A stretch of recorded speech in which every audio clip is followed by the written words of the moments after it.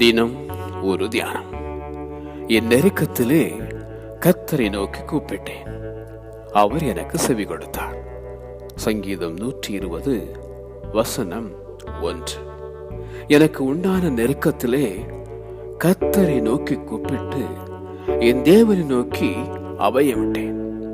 தமது ஆலயத்திலிருந்து என் சத்தத்தை கேட்டார். என் கூப்பிடுதல் அவர் சந்நிதியில் போய் அவர் செவிகளில் ஏறிற்று என பாடிடும் தாவீது. உன்னையும் நெருக்கத்தினின்று விலக்கி ஒடுக்கமில்லாத விசாலத்திலே வைப்பார். நெருக்கப்படுகிற காலங்களில் கர்த்தரே உனக்கு தஞ்சமானவர்.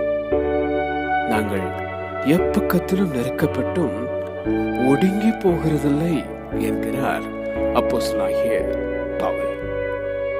உன் நெருக்கத்தில் கர்த்தரை நோக்கி கூப்பிடு, அவர் உனக்கு செவி கொடுப்பார்.